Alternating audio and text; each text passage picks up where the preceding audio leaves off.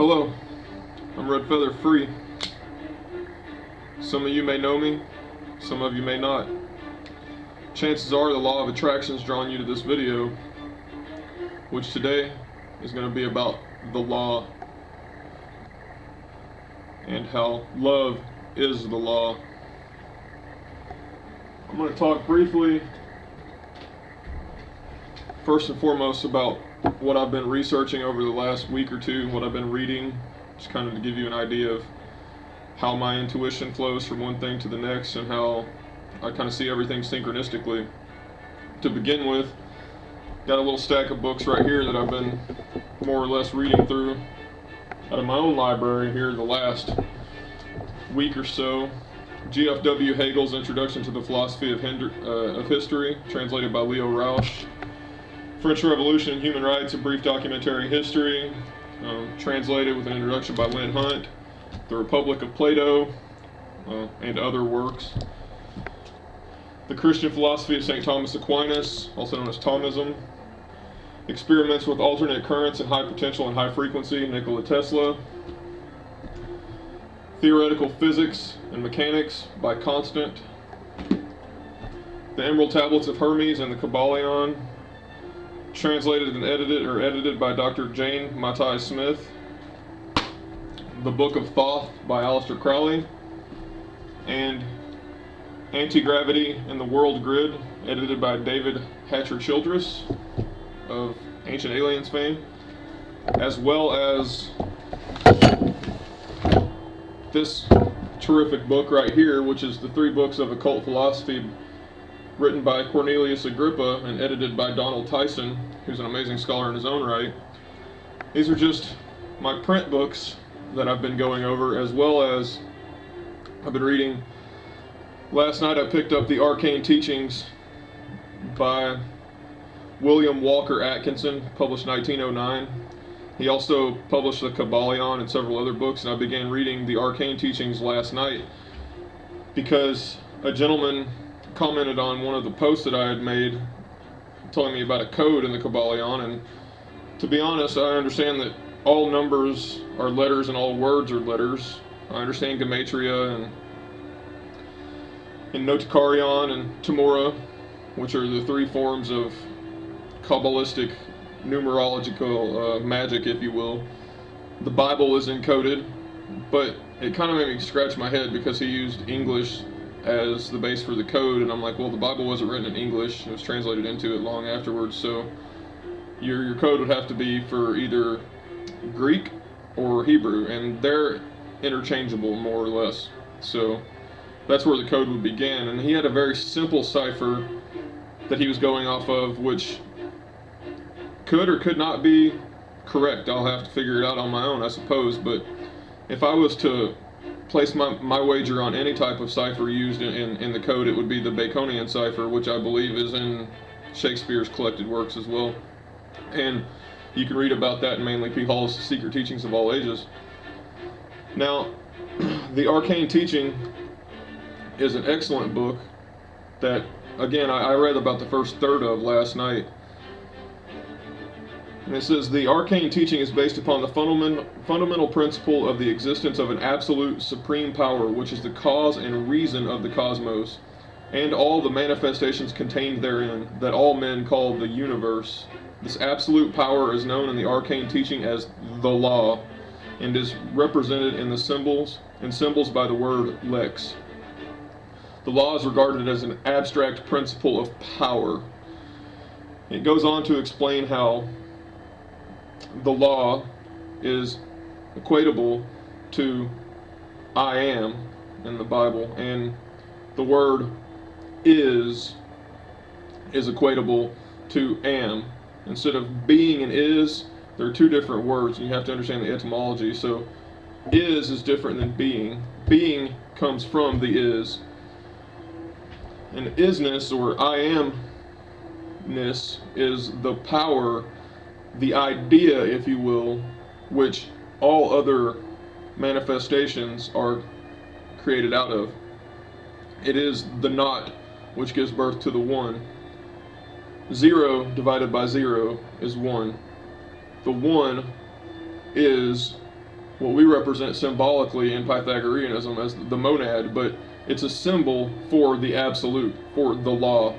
And as Aleister Crowley teaches in the book of the law, that love is the law, love under will. This is the whole of the law. The arcane teaching, also known as the secret doctrine, teaches us that it's an abstract, undefinable concept, this absolute, this law, that every man can attain to through his own pure reason. And that it is, quote, the reason. So when we use the word reason, we think of intellect, but it also is the reason, as in why all things have existence, or isness. And I equate it to love, as did Aleister Crowley. Love is beyond our rational explanations. It defies reason as we understand it, but it is the reason why we have a will. And that will, as Nietzsche is so well expressed in his idea of the will to power, is the idea of humanity evolving back towards that oneness, that notness that we all came from. And that the truth is that all the cosmos and all order and all harmony did come from nothingness to begin with. It's not N-O-T, not. It is literally no thing. No thing. It's not N-A-U-G-H-T, as in the zero. And within zero is not. It contains infinite possibilities. The absolute, the law, is not the infinite. The infinite comes from the not. The infinite already contains within it the idea, that is, the not. So if you try to express that there has to be a supreme original creator to things, that there was a beginning to all this, where did the idea or the notion of that creator come from for him or it to create? That is the not. It is eternal. It is the Alpha and the Omega. It is everlasting. It has no beginning and it has no end. It simply is. As is love. Love is inexplicable. Love, the heart, as I've talked about before, is capable of accepting all. Unconditional love, agape. No conditions means it accepts everything, all possibilities, infinity within it. I've also been reading Stephen Hawking's A Brief History of Time. In particular, chapters 7 and 8 piqued my interest because I'm in the process of trying to unify general relativity and quantum mechanics through an understanding of the topology of the universe, which is based upon the tetractys, the number 4. The Pythagoreans swore by the tetractys, which is the Greek word for 4, the number 4. And 4 contains within it the infinite set. It's also tetragrammaton, the name of God in Hebrew mystic Kabbalism. And we've been misled for thousands of years by all the scholars, including Aleister Crowley, including Mathers and Waite, all of them. To my knowledge, I am the only person thus far that's came out publicly and corrected the egregious error that they've left in the Kabbalah. Because what is the tarot if not alchemy? And we already know in alchemy, you can read the Turba Philosophorum, the teachings of Pythagoras, which teach you alchemy and the descending powers of the elements in their rank. It goes fire, air, water, earth. And you could more or less draw a line in the middle and say that the water and the earth are below the abyss. You could call them feminine. The air and the fire are above the abyss. You could call them masculine. Now, the tarot has been intentionally, I believe, obfuscated and distorted by Hanuman, the monkey representation of Thoth that goes around changing Thoth's creations so that they're not intelligible to the unwise. I'm trying to write that. The tarot says that the order of the suits in the tarot go wands, cups, swords, and discs. This is completely and totally backwards and wrong, and it does not jive with alchemy or scientific illuminism. And if we want to set things right, and if we want to get in the right track to free ourselves from this wheel and to truly be able to transmute the lead into gold, which is what the alchemist's goal is, you have to understand the proper order. And we have to rearrange the entire system of the Kabbalah and the Tarot, more or less, and the major arcana, or the suits, if you will, of the court cards. I'm sorry, these are the most enigmatic of the entire tarot, are the court cards. And right now, the way that they're ordered is completely and totally wrong, as is Tetragrammaton. We read the letters Yod, Hey, Vav, Hey, and that's not his name. There are 12 different permutations of that possible name, but that is not the right one. The correct permutation should be Yod, Vav, Hey, Yo. Yod, Vav, Hey, Yo. That's the name. That will fix all of it. It marries the bride with the Hey with the Yod. So there's the marriage that you have, and Yod is interchangeable with the Hey, so it's a dual symbol, but the actual Yod itself has to be in the front and the end to enclose the Hey, give her protection. This is all very esoteric teachings. What I need you to understand is this, is that depending on where you count from, either ascending from the bottom up or descending from the crown down, the crown chakra, Kether, and the tree of life corresponds to the wands of the tarot. Okay, now Chakma, or wisdom, is correspondent to the throat chakra, which corresponds to the swords of tarot, and that will be the next in descending order. Then we have Binah, which is understanding, and that's the female, that's the feminine. That is the heart chakra. This is all connected to Malkuth, the root. The root chakra is the bride. The material is the bride of which the spirit is encapsulated in. And when we understand this correctly, it can truly set us free. And according to Atkinson and his arcane teachings, that's exactly what power equates to, or what is equates to, what the absolute equates to, is free, being free completely. And we, as beings, are trying to become free from all restriction and get back to that place where we once came from originally, or we sprang out of. Because see, the will, which is what we represent in the world, manifested, came from the not. It's the reason why it says love is the law, love under will, this is the whole of the law. That's what Aleister Crowley taught.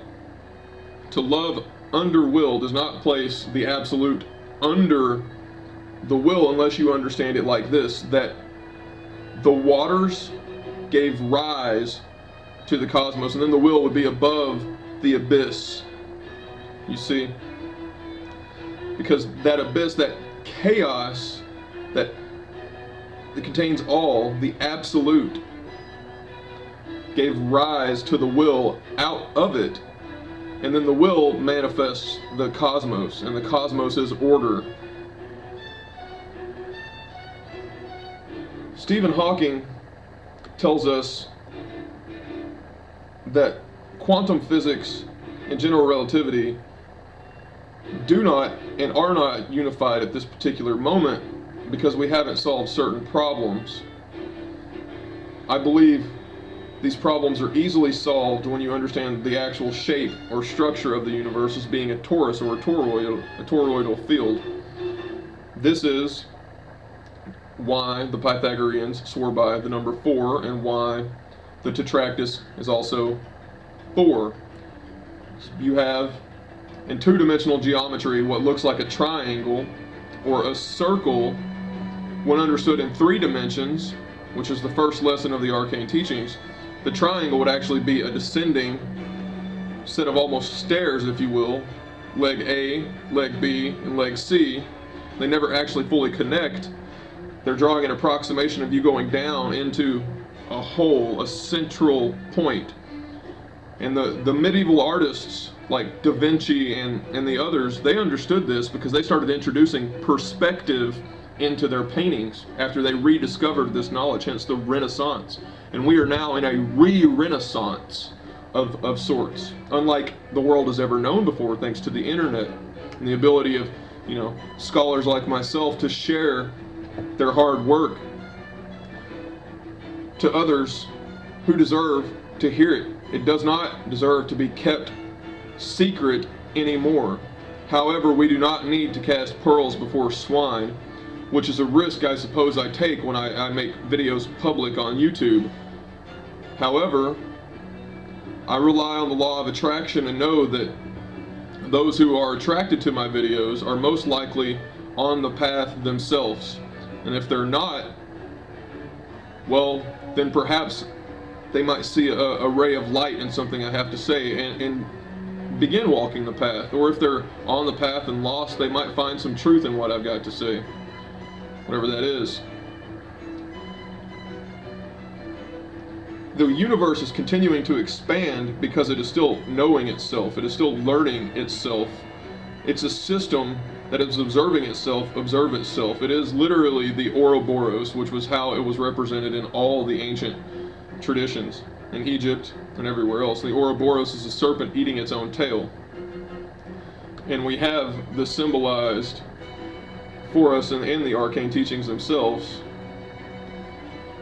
right here. The symbol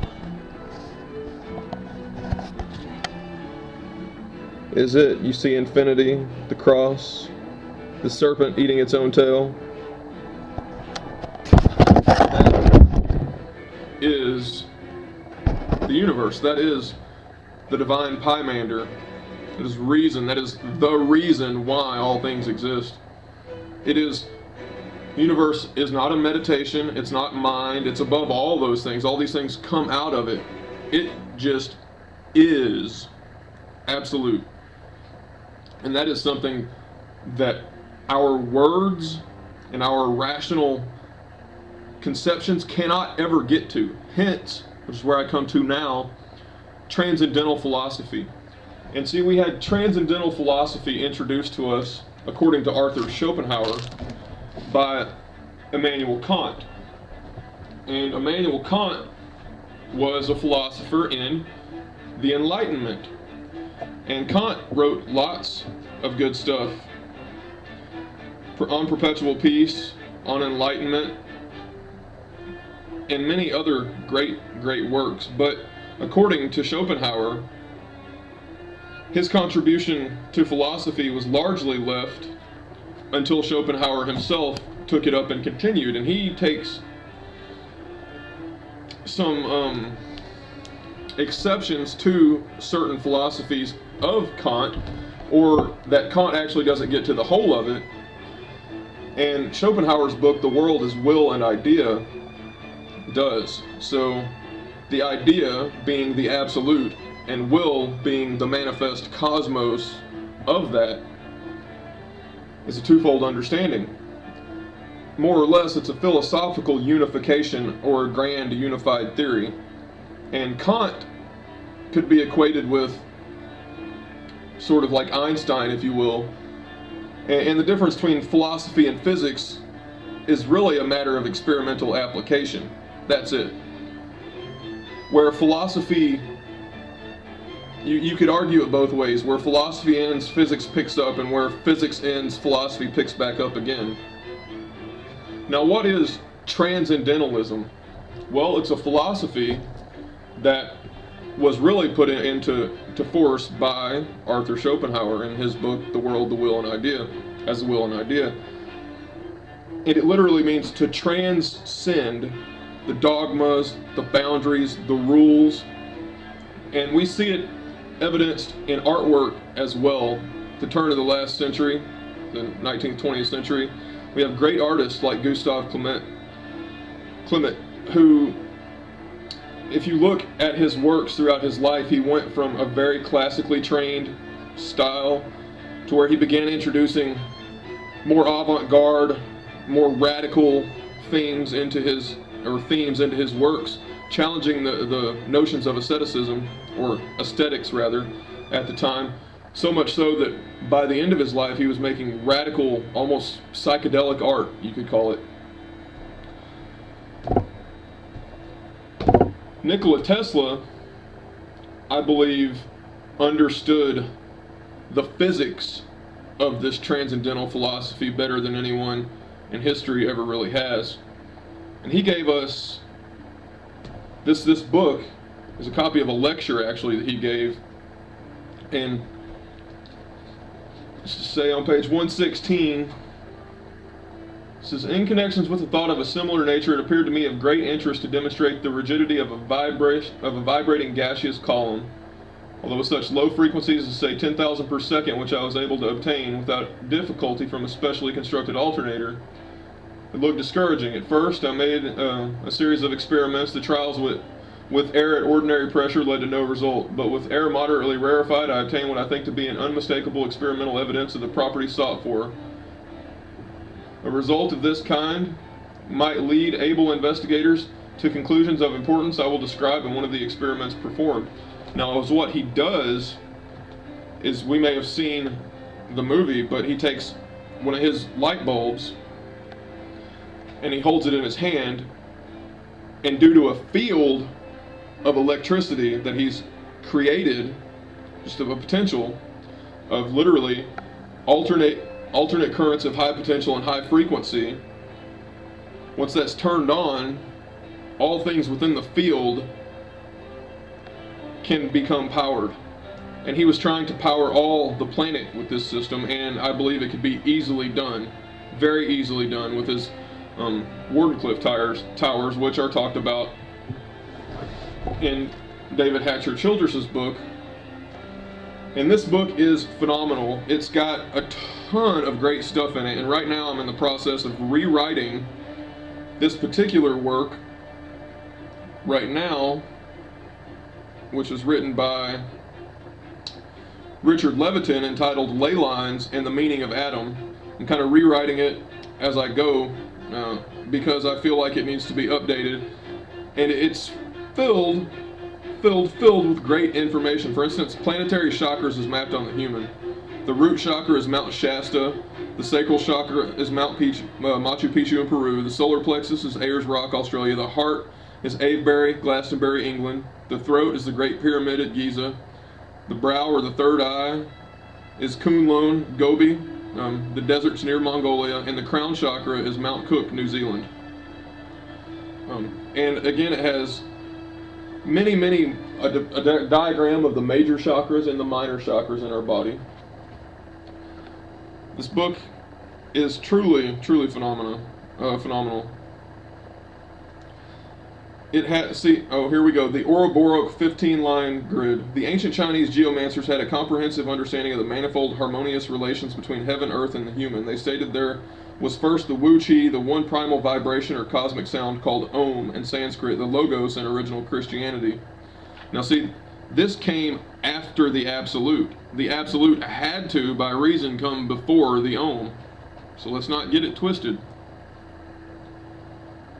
That differentiates into the Tai Chi, or two tones, yin and yang polarity, which then manifests as the 12 tones, the Lu. The 12 Lu are the 12 fundamental pitches within the octave, related to each other by specific ratios. In the West, this 12-fold differentiation of the octave is known as the zodiac. This is another topology of the basic cosmic modulations of celestial harmonics. Goes on to read, and just reading about Merlin. And Merlin, legendary enchanter and bard of Britain and King Arthur's star worker, was the master geomancer who dispatched the Grail Knights out to the star centers for visionary integrative experiences, each according to the coincidence of their individual natal charts, their own spiritual development status, and the larger astrological cycles as mediated through the landscape zodiac hologram. This is the movement in which the Grail Knight and Grid Engineer shake hands and act as one out in the grid. The field of our psychophysical organism, the electromagnetic and bioplasmic structure, is inherently linked into the Earth's electromagnetic and bioplasmic fields. When a human being interrelates and unifies through meditation at the right point in time and space, according to the ephemeris timetables on the surface of the Earth, the correctly chosen star center vortex, and in themselves in attunement with their overall program of spiritual unfoldment as calibrated by their master, higher self, and there is coincidence. And then we have individual and planetary resonance. Then we have direct, tangible, experiential knowledge of the human place in the solar system. When we walk through the zodiac grid door into the realm of the gods, we comprehend our true status in the solar paradigm, and that is to embody and transfigure it in all the human body of light. Hence, alchemy. It's the purpose. I've also been reading Plato's The Republic, and he talks about, well, Socrates talks in here about what justice is, and justice is the law, it's the absolute, and it could equate to power, which is a very subtle argument that Plato is making in his works, The Laws and The Republic. If you read it that way, if you choose to read it in an ironic sense, which is how Socrates kind of tells you that you should read all philosophy, and Nietzsche tells us in his philosophy of immoralism is to turn everything 180 degrees to really get at what it's saying. So he might be actually teaching you in here that power or might does make right, but not in our profane material conceptions of power like the bludgeon, but power, true power, which is freedom. It's free, it's the absolute. Nothing can be greater than that. So therefore, might does make right, and power is the law.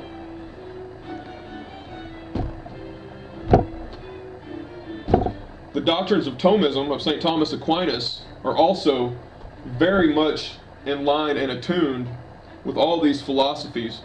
Thomas was a very rational thinking, almost a Taoist, if you will, in his way. And you say, well, Taoism isn't really rational. He took reason to the point where it could be taken at its furthest limits, and then he transcended it and begun a form of transcendentalism before Schopenhauer actually did. So that is the point of this whole New Age movement, of the great work of it all, is for human beings to transcend our current evolutionary state and to spiral upwards as we've continued spiraling from our very, very, very beginnings as seeds of life on this planet. We sprang up from the stones. We came out of the stones through a process of serpentinization, life did. And it's literally spiraled upwards on the scale of conscious activity to where we're at now. But there are many other levels above us that we will continue to spiral up to. We will transcend, as Nietzsche says, we will go over the Overman, the Superman, the Wundermann. That's the next stage in our evolution. In order for us to do that, we have to be fearless. In order to be fearless, we have to dispel the old vestiges that have been hanging on to us for so long, like anger and hatred and judgment and vengeance and dogma and our preconceived notions of what's right and wrong. And we need to recognize the wholeness, the synchronicity of it all, and that it does all come from one absolute that we cannot possibly know. That is the idea, the power. It's free, it's true freedom. Once we achieve that, it's all speculation, I suppose, but judging by the structure of the toroidal nature that we can see all the cosmos is following, that pattern, I suppose it'll start back over again. Not that it ever really started to begin with. Because how can something that has no beginning and no end, it's truly the Alpha and the Omega, have an end? It's just a process. It's a refinement. It's a spiral upwards. Perhaps one day, eons from now, we may have a better understanding of this. But right now, I guarantee you, if anyone on this planet or off of this planet tries to tell you that they truly know anything at all regards to that absolute, they're fools. Utter fools. Because the only thing that I know is that I know no thing. This was Socrates, and he's revealing to us the arcane teaching itself. He knows no thing, meaning he knew of the absolute, of the thing that can contain the paradox within inside it. And he knew about this by analogy, by understanding the things that it was not. Still doesn't tell him that he knows what it is. Absolutely not. He just knows that he knows no thing. Think about that for a while. To all my friends, new friends in the world, I've really met some amazing people through Google Plus and through YouTube, and the law of attraction is working its magic wonder in my life and in everybody's life that I'm in touch with and that I can see. It's happening all around right now. And this is because we are in an ascension process. In 2012, we crossed through the galactic plane, the Caput Draconis, the ascending node of our solar system, the head of the dragon, was birthed. And we're coming into the light. The dragon is coming out into the light and being exposed. And the dragon is, according to Hermes in his vision, the divine Pymander, is the great dragon, the reason. Not necessarily the reason our intellect thinks it is, but the reason why all is. May the light and the life shine bright and pure for you. May you consciously manifest the creation you want around you. And remember that thoughts and words create our realities. And that this reality is as substantial as we make it. It is an illusion in one sense, but in another sense it's not. Hence the paradox. We are here to experience ourselves. We are here to know ourselves. And with that being the goal, you should take to heart the teachings of the ancients, of the ascetics, of the meditatives, of the yogis, of the Brahmins, of the philosophers, of the magi, of the Christian mystics, of the alchemists, of the sages, of the scientists. All is I am. I love you all. Please share this video. Thank you.